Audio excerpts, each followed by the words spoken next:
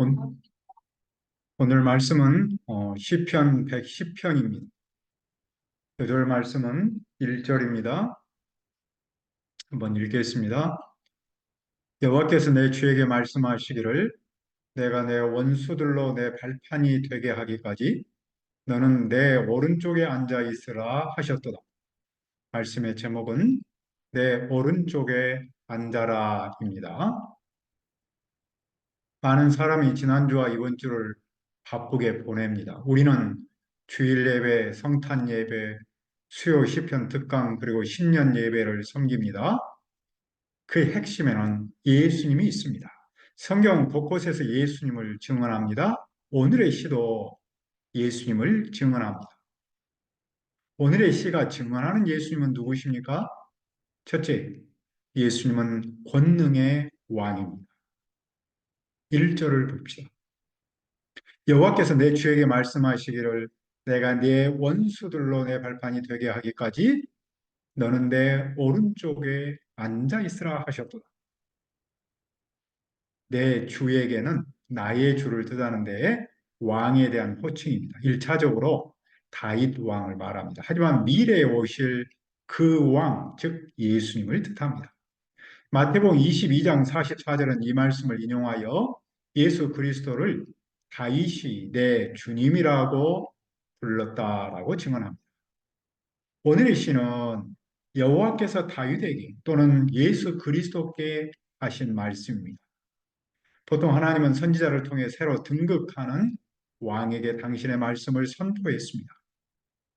그러면 여호와께서 말씀하신 내용은 무엇입니까? 내가 네 원수들로 네 발판이 되게 하기까지 너는 내 오른쪽에 앉아 있으라.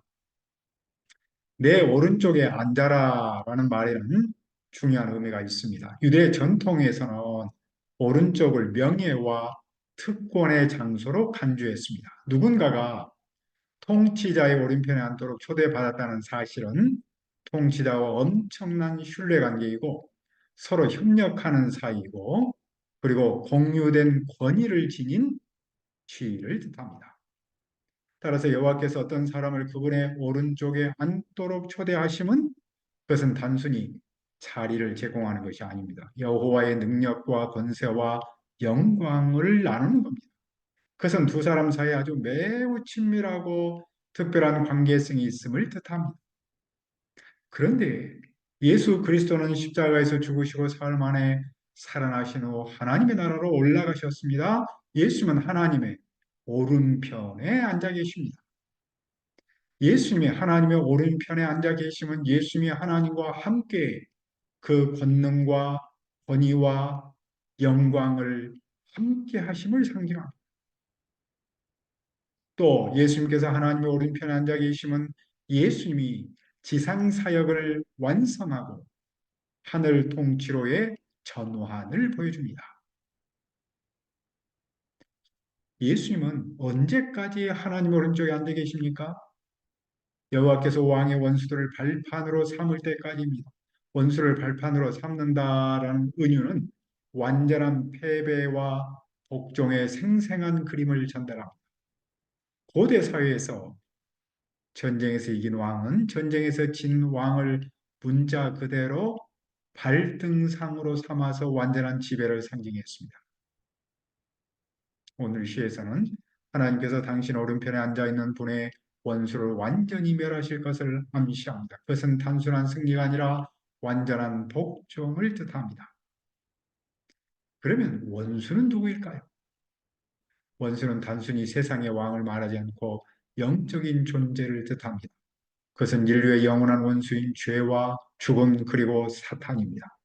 그러므로 승리 또한 죄와 죽음 그리고 사탄에 대한 승리를 뜻합니다.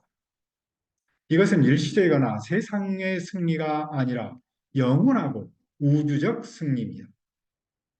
예수님이 십자가에서 죽으시고 죽은 자 가운데서 살아나심으로 죄와 죽음 그리고 사탄을 완전히 정복하고 승리하셨습니다. 이 승리는 성경의 핵심 중 하나이며 우리 신앙의 본질 중 하나입니다. 하나님께서 원수를 치셨기에 우리도 그 원수를 향해 도전할 수 있습니다.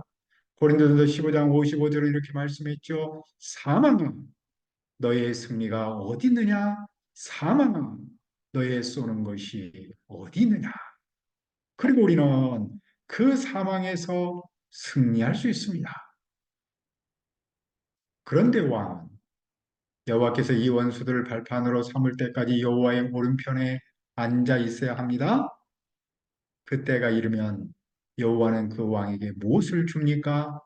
2절을 보십시오. 여호와께서 시온에서부터 주의 권능의 귤을 내보내시리니 주는 원수들 중에서 다스리소서. 귤은 지팡이죠. 왕의 권위를 상징합니다. 여호와는 시온에서부터 왕의 권위를 나타내는 지팡이를 보냅니다. 여호와께서 누구도 대적할 수 없는 권능을 예수님에게 주십니다. 예수님은 하늘과 땅의 모든 권세를 예수님에게 주십니다. 그리하여 예수님이 그 원수들 가운데서 다스리도록 합니다. 예수님은 원수를 다스리는 권능의 왕입니다. 어떻게 권능의 왕은 원수를 다스립니까? 3절을 봅시다. 주의 권능의 날에 주의 백성이 거룩한 옷을 입고 즐거이 헌신하니 새벽 이슬 같은 주의 청년들이 죽게 나오는도다. 이 말씀의 뜻을 알기가 쉽지 않습니다. 주의 권능의 날에는 이라는 말은 당신 능력의 날 또는 당신이 군대를 이끄는 날 혹은 거룩한 산에서 군대를 이끌고 전쟁터로 나가는 날 등으로 해석합니다. 권능의 왕 예수님께서 거룩한 산 시온에서 군대를 이끌고 원수를 다스리기 위해서 전쟁터로 나갑니다. 그때 주님의 백성은 무엇을 합니까? 주님의 백성이 거룩한 옷을 입고 즐거이 헌신합니다. 그들은 구체적으로 누구입니까? 새벽 이슬 같은 주의 청년들이 죽게 나옵니다. 새벽은 문자적으로는 아침의 자궁에서부터라는 뜻이 있고 아침동이 틀 때라는 뜻입니다. 자궁은 은유적으로 금원이나 기원을 뜻하죠. 이스라엘은 밤과 낮의 온도 차이가 커서 이슬이 많이 내렸습니다. 이슬은 은유적으로 신선함, 순수함 그리고 섬세함을 나타냅니다. 청년은 활력, 힘, 성장과 발전의 잠재력을 뜻하겠죠. 그러므로 이슬 같던 주의 청년은 청춘의 싱그럽고 순수하며 생기 넘치는 모습을 뜻합니다. 죽게 나온다라는 말은 내 청춘의 이슬이 내 것이 되리라 또는 이슬처럼 당신의 젊음이 당신에게 올 것이다 라는 뜻입니다. 이상의 내용을 이렇게 우리는 정리할 수 있습니다. 왕이 거룩한 산에서 군대를 이끌고 전쟁터로 나가는 날, 그 백성은 자발적으로 참여합니다. 아침에 이슬이 맺히듯이 젊은이가 왕한테 모여듭니다. 그들은 자기를 성별하고 충분히 준비하고 왕을 섬기는 일에 자신을 맡깁니다. 이 말씀에서 우리는 무엇을 배웁니까? 권능의 왕과 이스라엘 같은 청년의 상호 협력적 관계를 배웁니다. 권능의 왕은 원수와 스스로 싸워서 이길 수 있습니다. 그런데도 권능의 왕은 청년과 함께 싸웁니다. 이슬 같은 청년은 스스로 원수와 싸워 이기지 못합니다. 하지만 권능의 왕 예수님과 함께하면 싸워서 이길 수 있습니다. 그러므로 우리는 무엇을 해야 합니까? 내가 원수를 만날 때 내가 스스로 싸우지 않아야 합니다. 스스로 싸울 수도 없습니다. 권능의 왕 예수님께로 나가야 합니다. 그분을 의지하고 그분께 도움을 청해야 합니다. 그러면 그분이 우리와 함께 싸웁니다. 그분이 나와 함께 싸우니 나는 승리합니다. 우리가 믿는 예수는 모든 원수를 다스리는 권능의 왕입니다. 그분은 또 누구십니까? 둘째, 예수님은 영원한 제사장입니다. 4절을 보십시오. 여호와는 맹세하고 변하지 아니하시리라 이르시되 너는 멜기세덱의 서열을 따라 영원한 제사장이라 하셨도다. 여호와는 맹세하셨는데 그 뜻을 바꾸지 않습니다. 맹세의 내용은 무엇입니까? 너는 멜기세덱의 서열을 따라 영원한 제사장이라. 너는 문자적으로는 다윗 왕인데 내용은 예수 그리스도입니다. 멜기세덱은 의로운 왕을 뜻합니다. 그는 평화의 왕이며 지극히 높으신 하나님의 제사장입니다. 예수 그리스도는 멜기세덱을 따른 영원한 제사장입니다.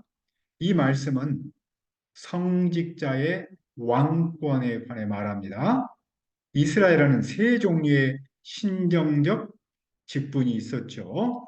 왕, 선지자, 그리고 제사장입니다. 이스라엘은 처음 얼마 동안 왕과 제사장이 하나의 사역을 섬겼습니다. 이스라엘은 제사장 나라, 거룩한 백성이었습니다. 다윗은 번제와 화목제를 여호와 앞에 드리고 만군의 여호와의 이름으로 백성을 축복했습니다. 다윗은 예루살렘의 왕이며 멜기세덱의 유산을 물려받은 제사장이었습니다. 그런데 이제 예수님이 권능의 왕이면서 멜기세덱과 같은 영원한 제사장입니다. 영원한 제사장이란 무슨 뜻입니까? 제사장은 하나님과 인간 사이를 이어주는 중보자입니다. 본래 인간은 죄인이어서 하나님 앞에 나갈 수 없었죠. 그런데 구약 시대 때 제사장은 희생 제사를 통해 죄인인 인간을 하나님께로 인도했습니다. 하지만 예수님께서 오셔서 십자가에서 우리의 죄를 대신해서 죽으시고 살아나셔서 우리를 하나님께로 인도합니다. 그 점에서 예수님은 우리의 제사장입니다. 예수님은 우리가 하나님 나라로 이르는 패스워드와 같은 분입니다. 누구든 예수님을 믿으면 하나님께 나갈 수 있습니다. 그런데 예수님은 구약 시대의 사람 제사장과는 달리 영원한 제사장입니다. 구약 시대 때 첫 제사장이었던 아론은 생명이 끝나자 제사장 직분도 끝났습니다. 하지만 예수님은 영원한 제사장입니다. 영원한이란 시간과 세상의 한계를 초월하여 존재함을 뜻합니다. 이제부터 누구든지 예수님을 믿으면 영원토록 하나님께로 나갈 수 있습니다. 하나님 용서의 은혜와 사랑 그리고 그분의 능력을 체험할 수 있습니다. 그리하여 원수를 이기고 최후의 승리자가 될 수 있습니다. 어떻게 우리가 이런 승리를 체험할 수 있습니까?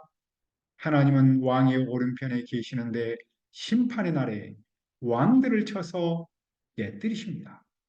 하나님은 문나라를 심판하여 시체로 가득하게 하십니다. 여러 나라의 머리를 쳐서 깨뜨립니다. 그때 왕은 길가에 있는 시냇물을 마시고 머리를 높이 듭니다. 머리를 높이 든다는 말은 완전한 승리를 나타냅니다. 예수 그리스도께서 최후에 승리합니다. 오늘 이 시가 증언하는 예수는 누구십니까? 예수는 원수를 다스리는 권능의 왕입니다. 예수는 영원한 제사장입니다. 시인이 찬양하는 예수를 우리도 찬양하고 믿어서 최후의 승리자가 되기를 기도합니다. 은혜로우신 아버지 하나님, 예수님께서 모든 원수를 다스리는 권능의 왕임을 믿습니다.